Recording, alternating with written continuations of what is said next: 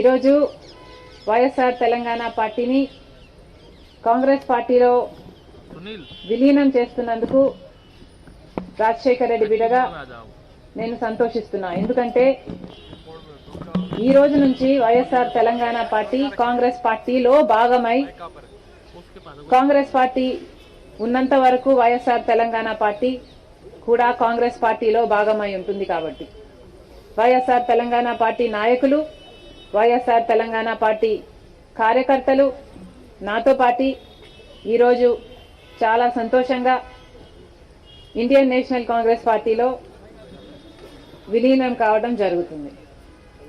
రాజశేఖర్ రెడ్డి గారు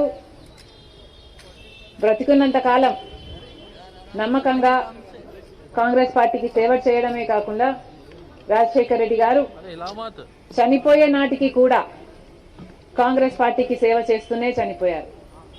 ఈరోజు రాజశేఖర్ రెడ్డి బిడ్డ కాంగ్రెస్ పార్టీలో చేరుతుంది అంటే రాజశేఖర్ రెడ్డి గారికి చాలా సంతోషం, చాలా గర్వం కలిగించే విషయం అని నేను నమ్ముతున్నా. ఎందుకంటే ఈరోజు మన దేశంలోనే అతిపెద్ద సెక్యులర్ పార్టీ కాంగ్రెస్ పార్టీ. కాబట్టి కాంగ్రెస్ పార్టీ మన స్వాతంత్రం వచ్చినప్పటి నుంచి పునాదులు వేయడం దగ్గర నుంచి ఈ దేశాన్ని కట్టడం దగ్గర వరకు కాంగ్రెస్ పార్టీ హస్తం ఉంది.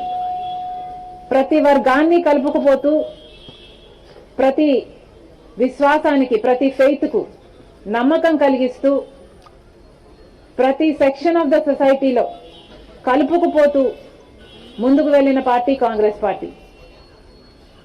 కాంగ్రెస్ పార్టీ ముందు కూడా రాహుల్ గాంధీ గారి నాయకత్వంలో, ఖార్గే గారి నాయకత్వంలో ప్రజలందరికీ మేలు చేస్తుందని సంపూర్ణంగా విశ్వసిస్తూ, రాజశేఖర్ రెడ్డి గారి కళ, ఏ కళ అయితే రాజశేఖర్ రెడ్డి గారు రాహుల్ గాంధీని ప్రధానమంత్రిని చేయాలి అని మనస్ఫూర్తిగా కోరారో అది నెరవేర్చడానికి రాజశేఖర్ రెడ్డి గారి బిడ్డ మనస్ఫూర్తిగా పనిచేస్తుంది.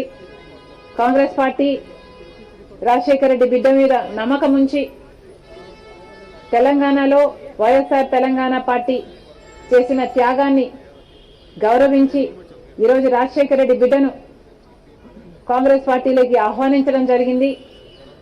ఆ ఆహ్వానాన్ని మేము మనస్ఫూర్తిగా స్వీకరిస్తూ కాంగ్రెస్ పార్టీలో ఈరోజు విలీనమవుతున్నాం.